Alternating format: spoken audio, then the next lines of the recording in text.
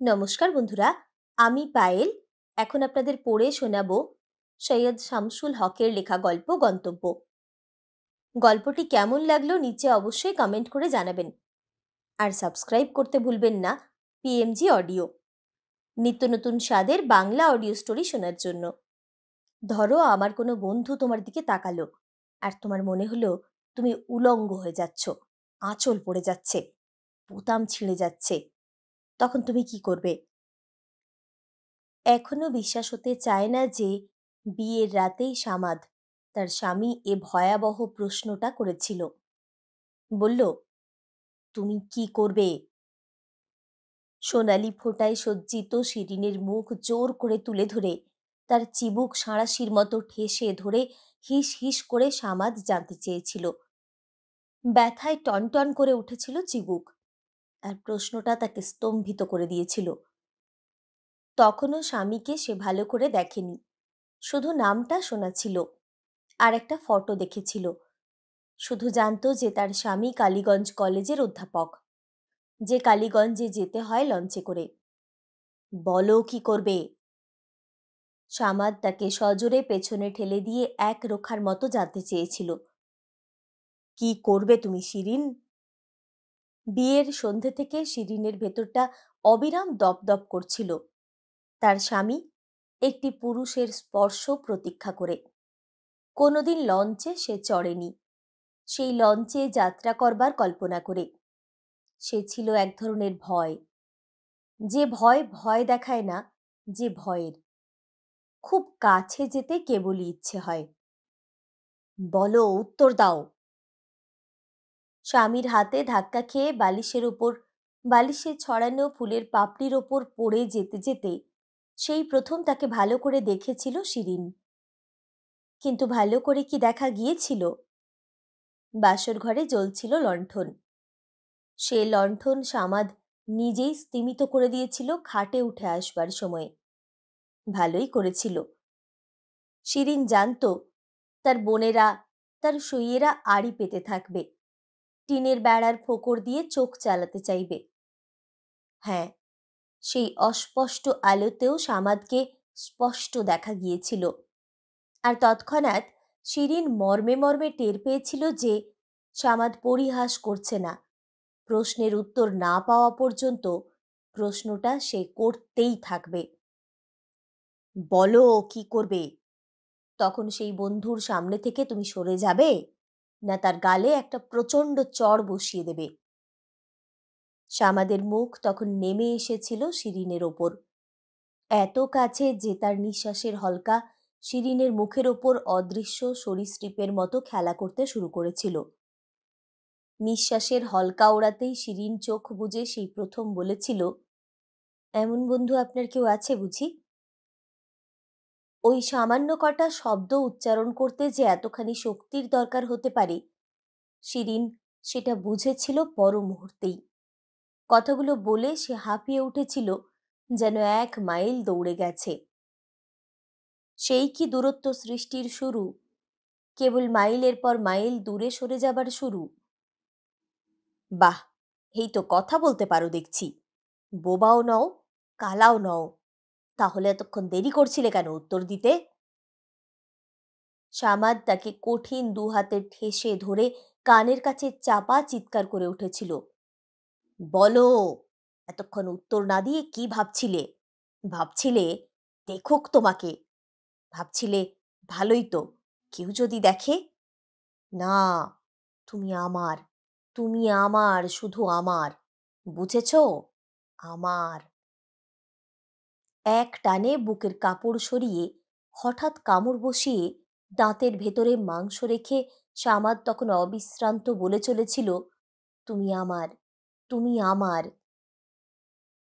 তারপর কালীগঞ্জ, সেই চারিদিকে খাল বিল আর নদীর মাঝখান, 12 মাসের প্লাবনের মাঝখানে ছোট্ট এক শহরে কলেজের প্রান্তে সেই বাসায় আসা। বাসাতে শুধু তারা দুজন, আর মাথায় লম্বা বুদ্ধিতে খাটো এক কাজের ছেলে। বিয়ের আগে থেকেই সে আছে। এতকাল সেই রান্না করেছে, ঘর দেখেছে, সেবা করেছে সামাদের। সামাদের হাত ধরে শিরিন যখন এ বাসায় পা দিয়েছিল, তাকে ঘরে তুলতে এসেছিল জনা তিনেক অধ্যাপকের স্ত্রী। তারা কোনো মতে শিরিনকে শোবার ঘর পর্যন্ত নিয়ে গিয়ে একটুখানি বসেই বলেছিল, যাই ভাই, আমাদের সংসার পড়ে আছে। শিরিন চোখ তুলে দেখতে পেয়েছিল দরজার বাইরে বারান্দায় খাটের থামে ঠেস দিয়ে অন্ধকারে নিঃশব্দে সাদা ঝকঝকে দাঁত বের করে হাসছে আলী, সেই কাজের ছেলেটি। একটা শেয়ালের ডাক কত যোজন পেরিয়ে সূক্ষ্ম থেকে সূক্ষ্ম হয়ে কানের ভেতর দিয়ে হৃদয়ের সেই কুঠুরিতে যেখানে ভয় থাকে বাসা করে, সেখানে আছড়ে পড়ছিল অবিরাম। সে রাতে শিরিন ভয়ে ভয়ে প্রশ্ন করেছিল, আপনার কোনো বন্ধুকে দেখলাম না? দেখতে চাও? না। হঠাৎ শিরিনের মনে পড়ে গিয়েছিল এ প্রশ্নটার পেছনে অন্য কিছু দেখতে পারে সামাদ। দেখতে চাও আমার বন্ধুদের? দেখতে ইচ্ছে করে? দেখবে তাদের? না না। কেন দেখবে না? কেন দেখতে চাও না? ভয় করে? লোভ হয়? বলো, লোভ হয় কিনা? এক টানে শিরিনকে বুকের কাছে টেনে সামাদ আবার সেই চাপা চিৎকার করে জানতে চায়, বলো, আমাকে বলো, বলো। তারপর আবার সেই কামড়, সেই তীক্ষ্ণ দাঁত বসিয়ে দেওয়া, এবার শিরিনের কাঁধে, আর মুখের ভেতরে কাপড় আর মাংস নিয়ে বোবার মতো আবার সেই গোঙানি। না, কেউ না, কোনোদিন না, কক্ষনো না। দরজার কাছে আলী যখন ডাক দিয়েছিল, সাহেব, তখনও কাঁধ থেকে মুখ সরায়নি সামাদ। শিরিনই তাকে ঠেলা দিয়ে সরিয়ে দিয়েছিল। সঙ্গে সঙ্গে সামাদ যেন আগুনের মতো দপ করে উঠেছিল। মুহূর্তে হাত উঠিয়েছিল মাথার ওপরে, যেন প্রচণ্ড শক্তি নিয়ে আঘাত করতে এক্ষুনি নেমে আসবে সে হাত। ঘরের ভেতর আলী এসে পড়ায় বেঁচে গিয়েছিল শিরিন। আলী জানাতে এসেছিল রান্না শেষ, গরম গরম খেয়ে নিলেই ভালো। আলী চলে যেতেই শিরিন বলেছিল, আলী দেখে ফেলল, কি ভাবল? কিচ্ছু ভাবেনি। বয়স হলেও আলীর বুদ্ধিটা বাচ্চা ছেলের মতো, সেই জন্যেই ওকে রেখেছি। মাত্র কয়েক দিনের ভেতরেই শিরিন টের পেয়ে গিয়েছিল যে সামাদ যা করে তা ভেবে চিন্তেই করে। তার সবকিছুর পিছনেই আছে গাঢ় ভাবনা, গভীর সিদ্ধান্ত। সে ভাবনার হদিশ পায় না শিরিন। সে সিদ্ধান্ত বিকট নিষ্ঠুর মনে হয় তার। মানুষটা দিনের বেলায় যেন ভিন্ন রকম মনে হয়, রাতের অন্ধকারে চারিদিক থেকে যে দেওয়াল গড়ে ওঠে দ্রুত, দিনের আলোয় তা যেন খসে যায়। খুব ভোরে উঠে খালের পাড় ধরে হাঁটতে বেরোয় সামাদ। মাথা উঁচু করে, কাঁধ সোজা করে, বড় বড় করে পা ফেলে সামাদ রোজ সকালে দৃষ্টির আড়াল হয়ে যায়। রোজ সকালে শিরিন এই দৃশ্যটা জানালা দিয়ে চুপি চুপি দেখে, যেন প্রতিদিনই এই তর্কের মীমাংসা খুঁজতে যে লোকটি একই লোক কিনা। তারপর সামাদ যখন ফিরে আসে, শিরিনের গোসল সারা হয়েছে। রোজ সকালে গোসল করে শিরিন, কারণ সামাদ তাকে কোনো রাতেই রেহাই দেয় না। প্রতি রাতে সে অধিকার করে নেয় ভয়াবহ দ্রুততার সঙ্গে, ক্রোধের সঙ্গে, অন্তহীন সন্দেহের রশিতে আষ্টে পৃষ্ঠে বেঁধে। স্বামীর দ্বিতীয় কোনো অনুভূতির সংবাদ পায় না শিরিন। এমনকি সে কি খেতে ভালোবাসে, কলেজে কি পড়ায়, কত মাইনে পায়, তার আত্মীয় কে বা কি করে, তারা কোথায় আছে, এইসব সাধারণ প্রশ্নগুলোরও স্পষ্ট কোনো উত্তর শিরিন সংগ্রহ করতে পারেনি। বিয়েটা নিতান্তই তাড়াহুড়ো করে দিয়েছিলেন শিরিনের বাবা মা। ঘরে যাদের 7 মেয়ে, তাদের অত বেছে চলতে নেই। খালপাড় থেকে ফিরে এসেই সামাদ নাস্তার জন্য হাঁক পাড়ে। নাস্তা এগিয়ে দেয় আলী। শিরিনের দায়িত্ব শুধু পেছনে দাঁড়িয়ে স্বামীকে হাত পাখার বাতাস করা। সামাদ কথা বলে আলীর সঙ্গে। আলী, এতগুলো নৌকো হঠাৎ কোত্থেকে এলো রে? কিংবা, দেখে এলাম বড় বড় মাছ নিয়ে জেলেরা যাচ্ছে, বাজারে দেখিস তো সস্তায় একটা রুই মাছের ল্যাজ পাওয়া যায় কিনা। অথবা, পরীক্ষার ফল বেরুবার সময় এখন, কোনো ছাত্র যেন বাড়ির কাছে না ভেড়ে। মনিবে চা করে কথা হয়। শিরিনের মনে হয় গোপনেও তাদের সলা পরামর্শ চলে। কতদিন শিরিন দেখেছে বাসা থেকে বেরুবার মুখে যে জাম গাছ, তার তলায় সতর্ক গলায় সামাদ কি যেন বলছে আলীকে। কিন্তু সে খবর নেবার মতো সাহস পায় না শিরিন। আসলে এ বাড়িতে আসবার পর থেকে নিজের ভেতরে একটি জিনিসের ক্ষয় সে অসহায় চোখে দেখছে, তা তার বুকের ভেতরকার সাহস। সারাদিন কলেজে পড়ে থাকে সামাদ। ঠিক সন্ধ্যের সময় প্রতিদিন যখন সে ফিরে আসে, তখন দুয়ারে পা দেবার মুহূর্ত থেকেই সামাদের চোখে সেই প্রথম রাত্রের মর্মভেদী শীতল দৃষ্টি দেখতে পায় শিরিন। সে দৃষ্টি তাকে সর্বত্র অনুসরণ করে। এমনকি দৃষ্টির আড়ালে গেলেও মনে হয় সে দৃষ্টি তার পিঠে বিঁধে আছে সেফটি পিনের তীক্ষ্ণ ডগার মতো। দিনের বেলায় যে মানুষটিকে মনে হয় স্বাস্থ্য রক্ষার জন্য কৃতসংকল্প, অধ্যাপনার দায়িত্বে একনিষ্ঠ, বইয়ের পাতায় তন্ময়, প্রকৃতির ঋতু বদলের উৎসাহী সংবাদ সংগ্রাহক, গ্রামে যে কোনো নতুন ঘটনায় কৌতূহলী, সেই মানুষটিকে লণ্ঠন জ্বালা অন্ধকারে, শেয়ালের যোজন পেরুনো অন্ধকারে মনে হয় একখণ্ড জ্বলন্ত সহিংস উল্কার মতো ধাবমান পাথর। রাতের আহার সবসময় নিঃশব্দেই শেষ করে সামাদ। এমনভাবে থালার উপরে ঝুঁকে পড়ে ভাত খায়, মনে হয় যেন শতাব্দী প্রাচীন কোনো গ্রন্থ পাঠ করছে। আলী রাতের বেলায় চোখে দেখতে পায় না বলে রাতের আহার পরিবেশন করে শিরিন। বারান্দার শেষ প্রান্তে খেজুরের পাটিতে ঘুমিয়ে থাকে আলী। অখণ্ড নীরবতার ভেতরে আহার শেষ করে সামাদ চোখ বুজে রেডিও শুনতে বসে। দাঁড়িয়ে শিরিন ঘুমে ঢুলতে থাকে। বিছানায় যেতে না বলা পর্যন্ত শুতে যাবার সাহস হয় না তার। তারপর হঠাৎ একসময়ে চোখ তুলে হয়তো তাকালো সামাদ। কৃত্রিম একটা ঝিলিক নিজের দু চোখে এনে সহাস্য কণ্ঠে কোনোদিনও জিজ্ঞেস করে, খুব সাজগোজ করা হয়েছে যে। সাজগোজ কোথায়, নতুন শাড়িটা পরেছে মাত্র। কোনো না কোনো দিন থেকেই তো নতুন একটা শাড়ি পরা শুরু হয়, তারপর সেটা পুরনো হয়ে যায়। কিন্তু এটাকেই কোনো প্রকারে অসাধারণ তাৎপর্যপূর্ণ করে তোলে সামাদ। ব্যাপার কি? কই, কিছু না। কেউ এসেছিল না কোথাও গিয়েছিলে? আপনাকে না জিজ্ঞেস করে কোথাও তো যাই না। সামাদ হঠাৎ রেডিও বন্ধ করে দেয়। হঠাৎ যেন বলবান এক নিস্তব্ধতা শিরিনের দু কাঁধ চেপে ধরে। পরক্ষণেই শিরিন টের পায় সামাদ তাকে বাহু বন্ধনে বেঁধে ফেলেছে। চেঁচিয়ে চেঁচিয়ে সামাদ বলে, জিজ্ঞেস না করেও যাওয়া যায়? আমি তো আর সারাক্ষণ তোমাকে পাহারা দিয়ে রাখি না। তারপর হঠাৎ শিরিনকে কোলপাজা করে নিয়ে যায় শোবার ঘরে। দড়াম করে খাটের ওপর শুইয়ে দিয়ে শিরিনের মুখের ওপর মুখ এনে প্রশ্ন করে, আমাকে তুমি এখনো আপনি বলো কেন? কি জবাব দেবে এ প্রশ্নের? শিরিন দেখে এসেছে তার মাও বাবাকে আপনি বলে ডেকেছে সারা জীবন। সেটাই নিয়ম বলে জেনে এসেছে সে। গল্প উপন্যাসে স্বামী স্ত্রী যে পরস্পরকে তুমি সম্বোধন করে থাকে, সেটা শিরিনের কাছে সবসময়ই ভিন্ন কোনো জগতের বলে মনে হয়েছে। কেন আমাকে আপনি বলো? জানি না। কাউকে তুমি বলতে ইচ্ছে হয় না তোমার? সামাদ চাপা গর্জন করে ওঠে। ইচ্ছে হয় কি না?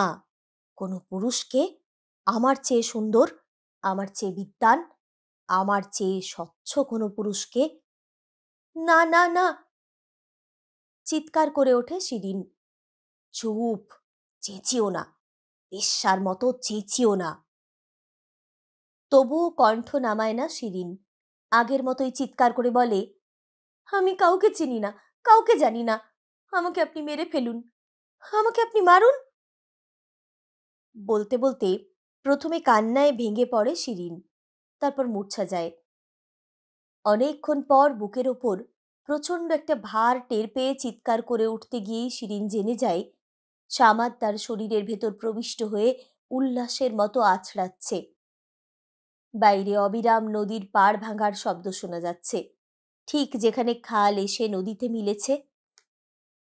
এতদিন ছিল একরকম, এখন হলো আরেক রকম। এতদিন সামাদের প্রশ্নগুলোতে বিশেষ কোনো ব্যক্তির উল্লেখ ছিল না। একদিন হঠাৎ একজনের নাম এসে গেল। ইতিহাসের অধ্যাপক করিম সাহেব একদিন রাতে এসে হাজির হয়েছিলেন। না, গল্প করতে আসেননি তিনি। বিয়ের পর থেকে শিরিন দেখে এসেছে সামাদের কাছে কেউ কোনোদিনও গল্প করতে আসে না। সবাই তাকে এড়িয়ে চলে। আর সেটা সামাদের তন্ময় গভীর স্বভাবের জন্য বলেই মনে করে এসেছে শিরিন। করিম সাহেব এসেছিলেন বিপদে পড়ে। নিকট প্রতিবেশী তিনি। তার স্ত্রীর হঠাৎ ব্যথা উঠেছে। গর্ভের 6.5 মাসের মাথায় ওরকম ব্যথা উঠবার কথা নয়। আপনার মিসেস একবার আসতে পারবেন? ঘটনা আড়াল থেকে শুনে দরজার ওপারে এসে দাঁড়িয়েছিল শিরিন। করিম সাহেব টের পাননি। সামাদ টের পেয়েছিল তার উপস্থিতি। সামাদ বলেছিল, আমার স্ত্রী এসবের কি বুঝবে করিম সাহেব? তার তো বাচ্চা হবার অভিজ্ঞতা নেই। আপনি বরং প্রিন্সিপাল সাহেবের বাসায় যান। হ্যাঁ, তা বটে, সেই ভালো। আমি ভেবেছিলাম। বলতে বলতে করিম সাহেব দ্রুত বেরিয়ে গিয়েছিলেন, সম্ভবত প্রিন্সিপাল সাহেবের বাসার দিকেই। আর সামাদ উঠে দাঁড়িয়ে দরজার আড়াল থেকে খপ করে টেনে সামনে এনেছিল শিরিনকে। কি, যেতে চেয়েছিলে করিম সাহেবের বাসায়? ওর বউ কষ্ট পাচ্ছে। তুমি গিয়ে কষ্ট কমাতে পারতে। তুমি ডাক্তার, নার্স, না দাই যে তুমি ওসব বোঝো? তবুও একটা লোক থাকলে, কাছে থাকলে। কথাটা শিরিন শেষ করতে পারেনি। সামাদ তার হাত প্রায় মুচড়ে ধরে বলেছিল, কাছে থাকলে? কার কাছে? করিম সাহেবের কাছে তুমি থাকলে? বউ তো ব্যথায় কাতরাচ্ছে। সেই অবসরে করিম সাহেবের কাছে থাকার সুন্দর একটা সুযোগ, কি বলো? ছি! বলে এক ঝটকায় হাত ছাড়িয়ে নেবার চেষ্টা করেছিল শিরিন। মনে যা ভাবছ আমি মুখে বললেই ছি। হাতটা মুচড়ে ব্যথা করে দিয়েছিল সামাদ। অনেক দিন পরে সে রাতে স্পর্শ করেনি সামাদ, যেমন সে প্রতিদিন করত। বিছানার একপাশে সন্তর্পণে গা বাছিয়ে চিত হয়ে শুয়েছিল। এতে অবাকই হয়েছিল শিরিন। লোকটাকে এই 1 বছরেও সে এতটুকু বুঝতে পারে। এর কয়েকদিন পরে বাটনা বাটছিল শিরিন, আর সম্মুখে বসে আনাজ কাটছিল আলী। এমন সময়ে সামাদ কলেজ থেকে ফিরে আসে। খুব কমই এমন সময়ে সে ফেরে। তাই উদ্বিগ্ন হয়ে দ্রুত উঠে দাঁড়িয়েছিল শিরিন। ওঠার সঙ্গে সঙ্গে বুক থেকে আঁচল খসে পড়েছিল।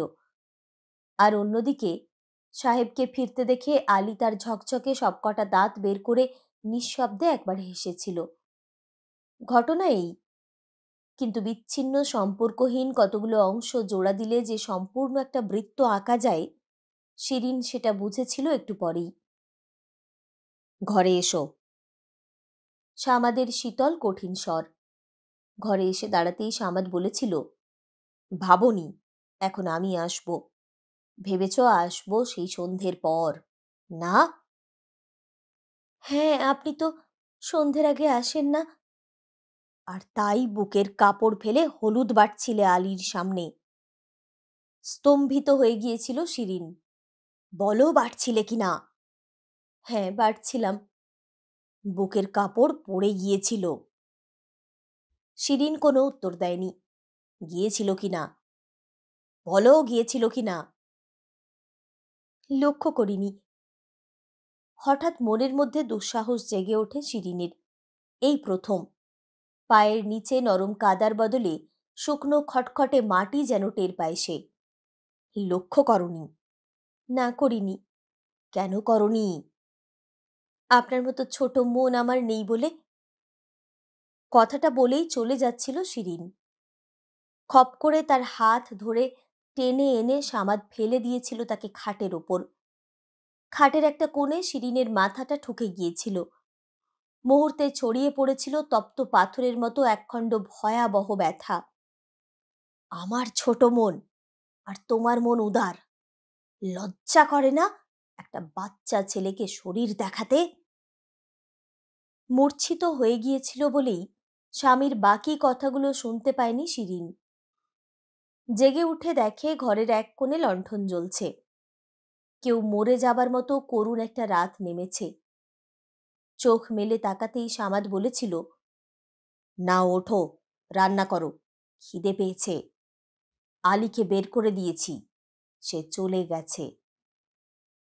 সেদিন রাতেও সামাদ তাকে স্পর্শ করেনি। সেই আরেক দিনের মতো সে বিছানার একপাশে সরে গিয়ে চিত হয়ে শুয়ে থেকেছে। হঠাৎ একটা কথা মনে হয়েছিল শিরিনের। যখনই কোনো ব্যক্তির উল্লেখ হয়, সামাদ আর তাকে স্পর্শ করে না। আরও অবাক হয়ে যায় শিরিন তার নিজের মনের দিকেই তাকিয়ে।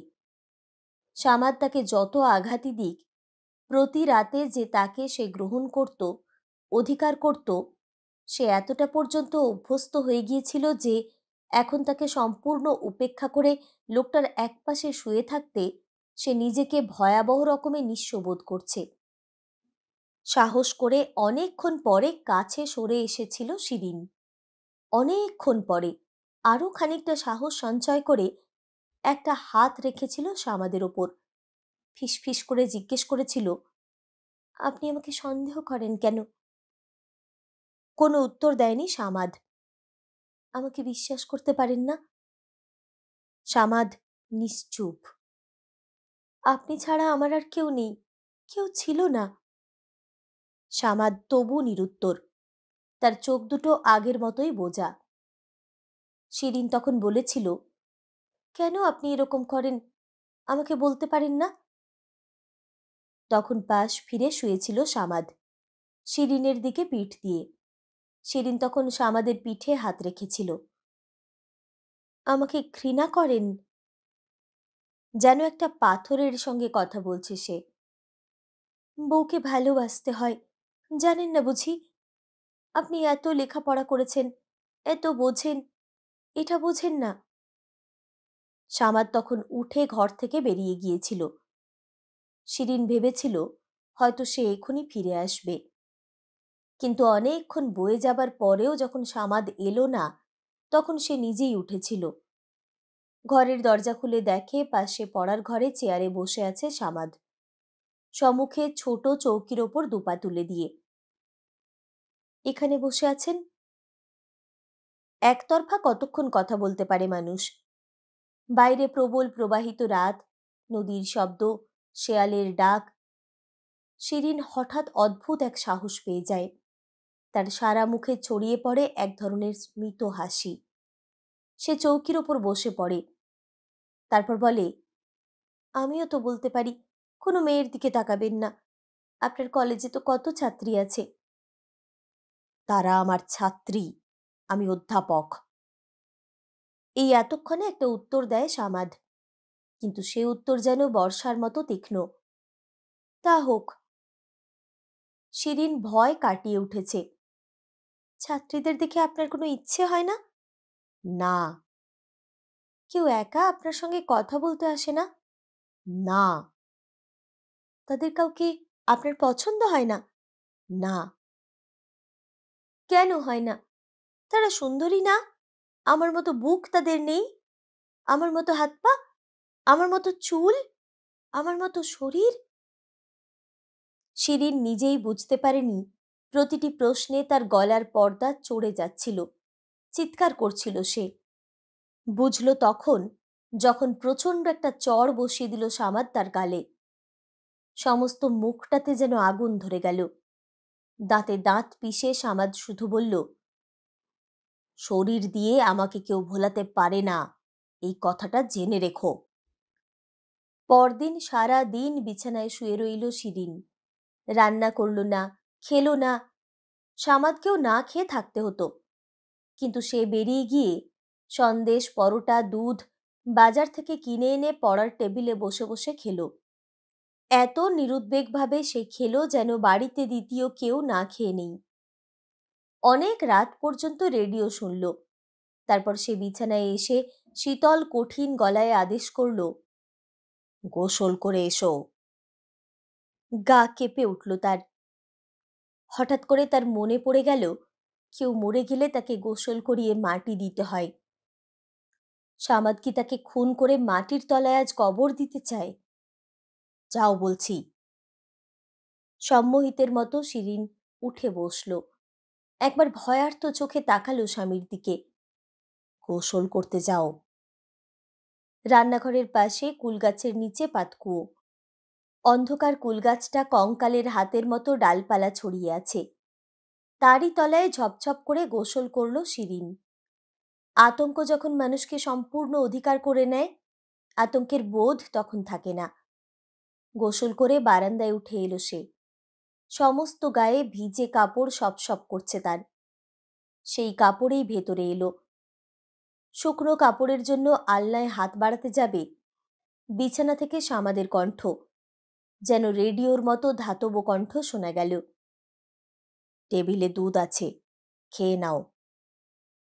এক মুহূর্ত ইতস্তত করল শিরিন। ভিজে কাপড়েই দুধ খাবে, না কাপড়টা ছেড়ে নেবে আগে? খেয়ে নাও। বিষের মতো ঠান্ডা দুধ। সমস্ত গ্লাস নিঃশেষ করে পান করল সে।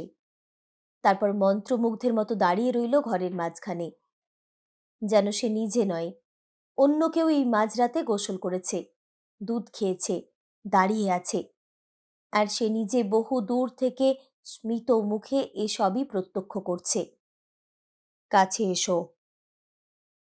ভিজে কাপড়েই একবার বিছানার দিকে পা বাড়ায় সে, কিন্তু কাপড়ে সপ করে একটা আওয়াজ উঠতেই সে থামে। আস্তে আস্তে ছেড়ে ফেলে শাড়ি। স্বামীর সম্মুখে কোনো দিনও সে যে শাড়ি পাল্টায়নি, সে এরকম ভাবতেও পারে না, সেটা সম্পূর্ণ ভুলে গেছে আজ। শাড়ি ছাড়ল, জামা ছাড়ল, সায়া ছাড়ল, সমস্ত শরীরে সিক্ততা নিয়ে আলনায় কাপড়ের দিকে হাত বাড়াতে যাবে, এমন সময়ে সামাদ ডাক দিল। তার নাম ধরে ডাক দিল, দিনের মধ্যে এই প্রথম। শিরিন। লণ্ঠনের স্তিমিত আলোয় এই প্রথম সে নিজের নগ্নতা সম্পর্কে সচেতন হয়ে উঠল বিদ্যুতের মতো তীব্র দ্রুত গতিতে। তাড়াতাড়ি হাত বাড়ালো শাড়ির দিকে, আর ঠিক তক্ষুনি বাঘের মতো ঝাঁপিয়ে পড়ল সামাদ। শিরিনের বুকের কাছে দলা করে চেপে ধরা শাড়িটাকে প্রবল শক্তিতে টেনে ছুঁড়ে ফেলে সামাদ তাকে নিজের বুকে ঠেসে ধরল মরণপণ মত্ততার সঙ্গে। তারপর সেই কঠিন মেঝের ওপর শিরিনকে ঠাস করে ফেলে দিয়ে প্রাচীন অশ্বারোহীর মতো সামাদ তাকে অধিকার করে নিল তীব্র একটা যন্ত্রণার জন্ম দিয়ে। ঠিক তখনই সিদ্ধান্তটা নেয় শিরিন, চিঠি লেখার সিদ্ধান্ত। কাল সকালে উঠেই রুবিকে সে চিঠি লিখবে। রুবির কথা মনে হতেই শিরিনের কাছে সহনীয় মনে হয় এই রাক্ষসের মতো সহবাস। এমনকি সে প্রত্যুত্তরও দিতে থাকে স্বামীর এই ভালোবাসার। কঠিন মেঝেতে নিজের শরীর ক্ষতবিক্ষত করেও সে রাতে শিরিন তার স্বামীকে পৌঁছে দেয় পর্বতের শিখরে। প্রথমে ভীষণ ক্ষেপে গিয়েছিল সামাদ। এখানে কোথায় থাকবে, ঘর কোথায়, শোবে কোথায়? শিরিন নিঃশব্দে পড়ার ঘরে বিছানা করে দিয়েছিল রুবির জন্য। রুবি তার খালাতো বোন, প্রায় সমবয়সী। মানুষ হয়েছে শিরিনদের বাড়িতেই। বিয়ে হয়েছিল 2 বছর আগে। তারপর স্বামী তাকে ছেড়ে চলে যায়। সে ফিরে আসে আবার শিরিনের বাবা মায়ের কাছে। রুবির বাবাও একদিন রুবির মাকে অমনি করে ফেলে গিয়েছিলেন। মেয়েকে সঙ্গে করে বোনের বাড়িতে উঠে এসেছিলেন তার মা। সারা শরীরে বেসামাল ঢেউ তুলে অবিরাম খসে পড়া শাড়ি টানতে টানতে খলখল করে হাসতে হাসতে রুবি মুহূর্তেই ভরে দেয় সামাদের সংসার। শিরিনকে সামাদ বলে, তোমার এই বোনটির একটা বাচ্চা থাকা উচিত ছিল, তাহলে লাগাম পড়তো। সত্যিই লাগাম নেই রুবির। যখন তখন ঘরের মধ্যে ঢোকে, যখন তখন হাত ধরে টানে, যখন তখন ঠাট্টা করে। তার সে ঠাট্টায় গাম্ভীর্য বজায় রাখা এক সমস্যা হয়ে দাঁড়ায় সামাদের জন্য। আজকাল সামাদ তাই যতটা পারে বাইরে থাকে। সন্ধ্যের পরে খালপাড়ে গিয়ে বসে থাকে। হয়তো বসে আছে, হঠাৎ জামার কলারে টান অনুভব করে সামাদ। পেছন ফিরে দেখে রুবি। এখানে বসে কি হচ্ছে? বাড়িতে বউ একা নেই বুঝি? তুমি তো আছো, আমি ওই বর নাকি? বলেই হেসে প্রায় গায়ের ওপর গড়িয়ে পড়ে রুবি। সামাদ সন্ত্রস্ত হয়ে ওঠে। খালপাড়ে তার ছাত্ররা প্রায়ই আসে আড্ডা দিতে, তারা কেউ ধারে কাছে নেই তো। চলুন, শিগগির বাসায় চলুন। হাত ধরে এক টানে সামাদকে দাঁড় করিয়ে দেয় রুবি। পায়ের ওপর দাঁড়িয়ে পড়বার পরও হাত ছাড়ে না। এক হ্যাচকা টান দিয়ে রুবি পথ চলতে শুরু করে। ছড়ার মতো সুর করে বলতে থাকে, এই হ্যাট হ্যাট, সামনে ঘোড়া, তফাৎ যাও। হাত ছাড়ো রুবি। ছাড়ছি বাবা, ছাড়ছি। তবু তো হাতটাই নিয়েছি, অন্য কিছু নিলে বুঝি গলা টিপেই মারেন? এ কি কথা বলার ঢং! গম্ভীর মুখে বাড়ির দিকে হাঁটতে থাকে সামাদ।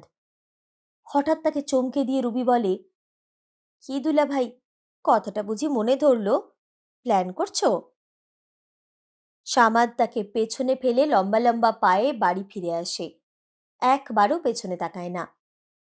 ঘরে পা দিয়েই সামাদ শিরিনকে বলে, তোমার বোন দেখছি মৌরসি পাট্টা গেড়ে বসেছে।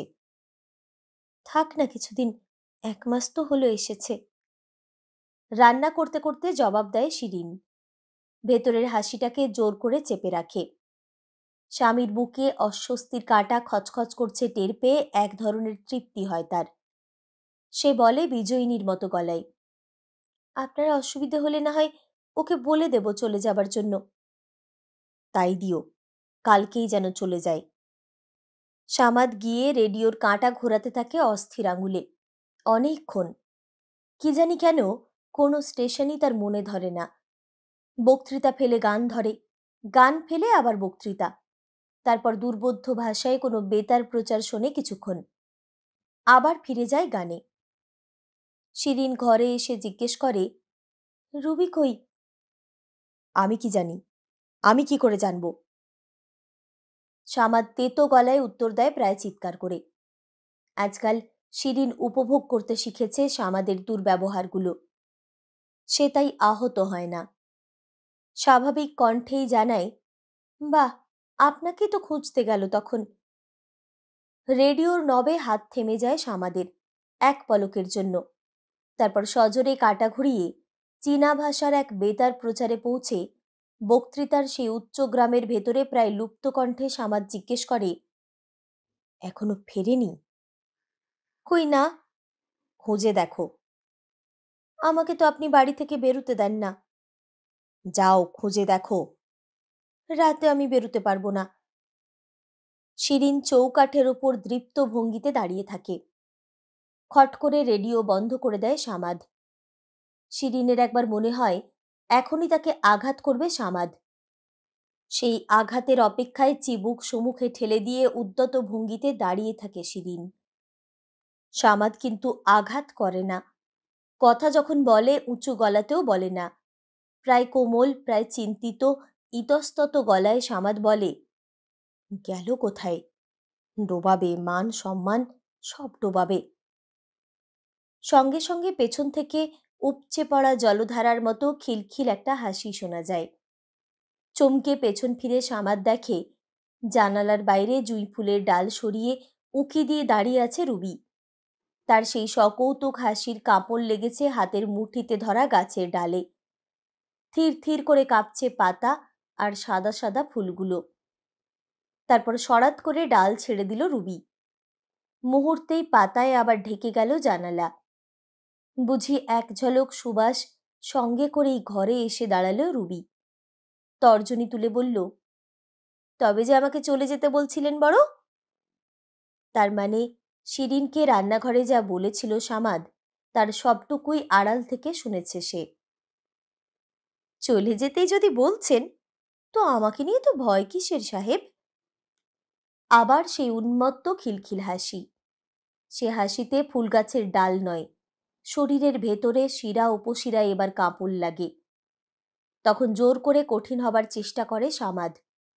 তার শরীরের কোথায় কি একটা তার অনিচ্ছা সত্ত্বেও ঘটে যাচ্ছে, সেটা বাইরে থেকে কেউ না বুঝুক, মর্মে মর্মে সে নিজে টের পায়। তখন একই সঙ্গে কণ্ঠস্বর কঠিন এবং মুখ বিকৃত করে বলে, আমি তোমাকে এখানে আসতে বলিনি, তাই আপনি আমাকে যেতেও বলতে পারেন না। বলেই ঘূর্ণির মতো পাক দিয়ে বিনা দরকারে বুকের কাপড় টানতে টানতে হেসে গড়িয়ে পড়তে পড়তে চলে যায় রুবি। একবার স্বামী স্ত্রী দুজনেরই এক পলকের জন্য সন্দেহ হয় যে রুবির হয়তো মাথার দোষ আছে, নইলে এমন করে কেউ হাসতে পারে?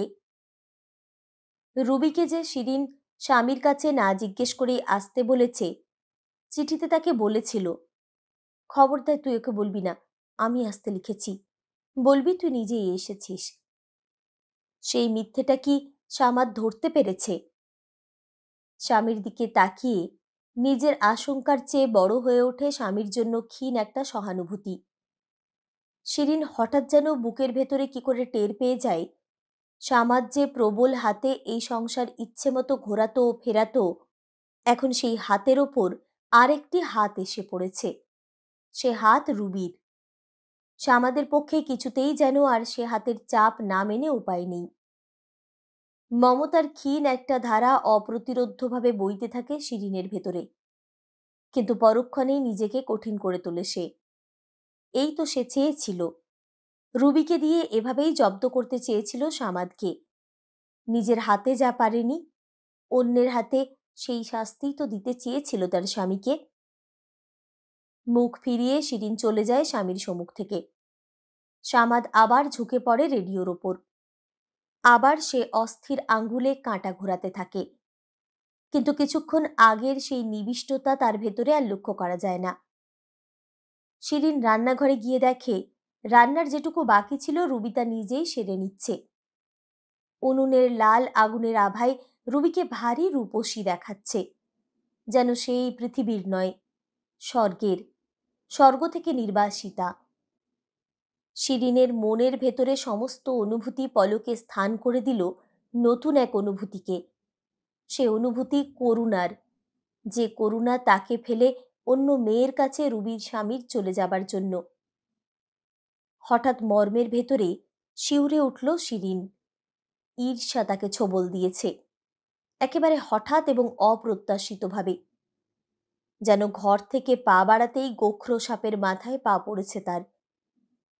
রুবি যে সামাদকে নিয়ে পরিহাস করে, তাকে নাস্তানাবুদ করে খিলখিল হাসিতে ভাসিয়ে নিয়ে যায়, সে কি শুধু নির্দোষ মজা করবার জন্য, না অন্য কিছু? সে কি আমোদ করবার জন্য পরিহাস, না আকর্ষণ করবার জন্য জাল ছোড়ে? বুকের মধ্যে টান পড়ে শিরিনের, অন্তঃস্থলের ভেতরে হাহাকার করে ওঠে, মাথার ভেতরে ঝিঝি পোকা ডাকে। দূরে সেই শেয়ালটা একবার ডেকে উঠেই হঠাৎ চুপ করে যায়। কোথায় যেন মরমর করে ওঠে গাছের ডাল। না, অতটা নীচ নিশ্চয়ই রুবি নয়। তার স্বামী একদিন তাকে ছেড়ে গেছে, সে তো জানি। স্বামী হারাবার শোক কত ভীষণ, জানে না? বিয়ের পর লঞ্চে তুলে দেবার সময় ঘাটে দাঁড়িয়ে শিরিনকে সে কি বলেনি, দেখিস পালিয়ে যায় না যেন, পাখির মতো পোষ মানিয়ে রাখবি, শেকল দিয়ে রাখবি। সেই রুবি নিশ্চয়ই শিরিনের বুকে ছোবল দেবে না। এসব কি ভাবছে সে অবেলায়, ভর সন্ধ্যায়? কিরে, মুখের দিকে তখন থেকে তাকিয়ে আছিস কেন? রুবির কণ্ঠস্বরে চমক ভাঙে শিরিনের। স্খলিত একটা হাসি টেনে কোনো মতে বলে, কিছু না। পর মুহূর্তেই রুবিকে একবার বাজিয়ে দেখার লোভ সামলাতে পারে না শিরিন। সে বলে ওঠে, তোকে হঠাৎ ভারী সুন্দর দেখাচ্ছিল। না, কই কেঁপে উঠল না তো রুবি, কেমন সহজ গলায় বলল, আমি তো সুন্দরী, সবাই বলে। তাই বলে আমার মুখ দেখলে তো আর কারো পেট ভরে না। যা, বরকে খেতে দে, জায়গা করে দে, নিজের হাতে মুখে তুলে দেগে যা। বলেই আবার সেই অকস্মাৎ বারণহীন নির্বরের মতো হেসে ওঠে রুবি। যা, দাঁড়িয়ে থাকিস না, যা। পাশের ঘরেই রুবি, তাই সে শুনতে না পায় এমন নিচু গলায় শিরিন বলে, রুবির উপর রাগ করেছেন? প্রথমে উত্তর দেয় না সামাদ, প্রশ্নটা আবার করে শিরিন। সেই সঙ্গে যোগ করে, ওকে চলে যেতে বলি? বলবে? আপনি যদি বলেন। আচ্ছা, পরে ভেবে দেখব। সামাদের কণ্ঠস্বরে এতটুকু উত্তাপ নেই, উচ্চতা নেই। এমন স্বর বিয়ের পরে এই প্রথম শুনল শিরিন। এই স্বাভাবিকতার জন্য কত দিন, কত রাত মাথা খুঁড়েছে সে। আরও কাছে ঘেঁষে এলো শিরিন, আলতো করে একটা হাত রাখল স্বামীর বুকের ওপর। শুনছেন? বলো, ঘুমোইনি। স্বামীর জন্য বারণহীন হয়ে ওঠে শিরিনের মমতা। এই তো সেই মানুষ যাকে সে বিয়ের পর প্রতিটি দিন প্রার্থনা করেছে, কিন্তু যার দেখা কোনো দিনই সে পায়নি। সামাদের সমস্ত ব্যবহার, তার সমস্ত রূঢ়তা এখন যেন অন্যজনের বলে মনে হতে লাগলো তার। স্বামীর কাছে সোহাগ করাও সম্ভব বলে মনে হলো তার। শিরিন বলল, রুবির কপালটা দেখেছেন? এমন সুন্দরীকে ছেড়ে বর চলে গেল। কেন গেল? কে বলবে? পুরুষেরা সব পারে। পারে বুঝি? সামাদ একটু হাসল মনে হলো। তখন আরও ঘনিষ্ঠ হয়ে এলো শিরিন। পুরুষেরা সব পারে, বিশ্বাস কি? তারপরেই অদ্ভুত একটা প্রশ্ন করে বসল শিরিন। রুবি খুব সুন্দরী না? হুম, আমার চেয়েও। পাশ ফিরল সামাদ শিরিনের দিকে পিঠ ফিরিয়ে। বললেন না আমার চেয়েও সুন্দরী? সামাদ কোনো জবাব দিল না। রুবিকে নিয়ে খারাপ কিছু মনে হয় না আপনার? রুবিকে নিয়ে? সামাদ এবার উপুর হয়ে বালিশের ভেতর মুখ গুজে দিল। আধো উঠে বসে শিরিন তার কানের কাছে মুখ এনে ফিসফিস করে জানতে চাইল, মনে হয় না আপনার? না। সত্যি না? কেন? ও তো অনেক সুন্দরী। কি সুন্দর ওর মুখ, ওর চুল, ওর শরীর, কি সুন্দর হাসে, কথা বলে। সামাদ নিঃশব্দে মুখ ঘষে বালিশে। শিরিন এবার উঠে বসে বিছানায়। আচ্ছা, রুবি যখন আপনার হাত ধরে টানে, আপনার ভালো লাগে না? গায়ের ভেতরে কেমন করে না? মনে হয় না আমি না থাকলে ওর সঙ্গে থাকতে পারতেন? মনে হয় না ওর গায়ে হাত দিতে ইচ্ছে করে না? করে না? করে না? ঠাস করে চড় এসে পড়ে শিরিনের গালে। হিস হিস করে সামাদ উচ্চারণ করে, বাজারে বেশ্যা হলেই পারতে। পাশের ঘরে রুবি তখনও জেগেই আছে। সেটা দুজনেই বুঝতে পারে যখন হঠাৎ নড়াচড়ার শব্দ শোনা যায়। জোর করে উদ্গত কান্না চেপে রাখতে চায় শিরিন, কিন্তু কণ্ঠ নামিয়ে রাখার কোনো দায়িত্ব বোধ করে না সামাদ। গলা তুলে সে বলে, সন্দেহ করলে সন্দেহই সত্যি করে দেব, তখন বুঝবে। এ কি করল শিরিন? নিজেই যে কথার সূত্রপাত করেছিল তা যদি এমন খাদেই গড়িয়ে যায়, তাহলে সে দোষ দেবে কাকে? নিজেকে। কিন্তু সামাদ ও কথা কেন বলল? সন্দেহ সত্যি করে দেবার ধমক কেন দিল? তাহলে কি সন্ধেবেলায় যে কথা মনে হয়েছিল তা তার মুহূর্তের নষ্ট কল্পনা নয়? তার অবচেতন মনই কি তখন সাবধান করে দিয়েছিল তাকে? পরদিন সারা সকাল শিরিন রুবির মুখের দিকে তাকিয়ে ঠাহর করবার চেষ্টা করল গত রাতের কথাগুলো সে শুনতে পেয়েছিল কিনা। কিছুই বোঝা গেল না। রুবি সেই অন্য দিনের মতোই শুরু করল দিন সামাদের উদ্দেশ্যে তীর ছুঁড়ে। নাস্তা করতে বসেছিল সামাদ। কোথা থেকে তার সম্মুখে হাজির হয়ে রুবি জানিয়ে গেল যে সামাদের উচিত মুখখানা আরও গম্ভীর করে তোলা, আজ একটু হালকা দেখাচ্ছে। কলেজের ছাত্ররা নইলে মানবে কেন? এ কথা শুনে সামাদ যে একটুখানি হেসেছিল, সেটাই খচখচ করতে লাগলো শিরিনের বুকে। হাসল কেন সামাদ? কই, শিরিনের কোনো কথায় এমন করে কখনো সে হাসেনি। সামাদ বেরুবার সময়ে শিরিন ছিল কুয়োতলায়। সেখান থেকে সদর দরজা দেখা যায় না। হঠাৎ রুবির খিলখিল হাসি উড়ে এলো, যেন এক ঝাঁক পায়রা ছেড়ে দিয়েছে সে হঠাৎ। বুকের ভেতরটা হিম হয়ে গেল শিরিনের। তাহলে কি আগে থেকেই দুজনের ভেতরে একটা কিছু চলছিল, শিরিন যা বুঝতে পারেনি? বিকেলে রুবি পাট রানীর মতো বসল বারান্দায়, আয়না তেল নিয়ে। রোজই সে এই সময়ে চুল বাঁধে, নিজেকে গুছিয়ে তোলে দুপুরে লম্বা একটা ঘুম দিয়ে। আজ যখন টান টান করে চুল পেছনে টেনে দু হাত দিয়ে খোপা রচনায় ব্যস্ত রুবি, তখন ওই হাতের তুলে ধরায় তার ভরা দুটো বুক ঠেলে জেগে ওঠায় অবসন্ন হয়ে গেল শিরিন। মনে হলো সামাদকে ভোলাতেই সাজ করছে রুবি। আবার দেখো, কপালে একটা টিপ দিচ্ছে, নিজেকে ঘুরিয়ে ফিরিয়ে আয়নায় দেখছে বারবার। তারপর রাতেও সেই কৌতুক, সেই হাসি, সেই চাহনি, ঘূর্ণির মতো সেই চলাচল শুরু হলো রুবির। সন্ধেবেলায় খালপাড় থেকে হাত ধরে টেনে আনলো সে সামাদকে। চায়ের সঙ্গে বিস্কুটের বদলে দিল এক মুঠো জুঁই ফুল, রেকাবিতে করে, ঢাকনায় ঢেকে। সামাদ যখন অবাক হয়ে গেল, সে কি নাচ রুবির! শুধু নিজের নয়, শিরিনকেও টেনে নিয়ে এলো সে রান্নাঘর থেকে। দেখ দেখ, তোর বরকে দেখ। এ কি ধরনের রসিকতা! কিন্তু মুখে কিছু বলতে পারল না শিরিন। সেই তো ডেকে এনেছে রুবিকে, সেই তো চেয়েছে রুবি এসে দাঁড়াক একবার সামাদের সামনে। তখন দেখা যাবে শিরিনকে যে প্রশ্নগুলো করে, সেই প্রশ্নগুলো তাকেই করা যায় কিনা। এখন কি সেই আগুনে সব পুড়ে ছাই হয়ে যাবে? তার স্বামী, তার সংসার, তার অবলম্বন, তার অস্তিত্ব।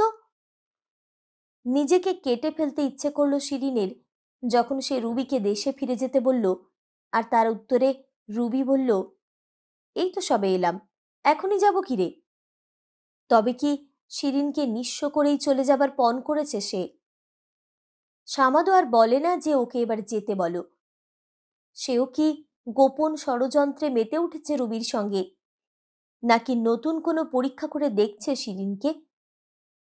রুবি একদিন শিরিনকে বলল, হ্যাঁ রে, তুই যে চিঠিতে লিখেছিলি তুই আমাকে আসতে বলেছিস আমাদের কাছে তা গোপন রাখতে, ব্যাপার কি?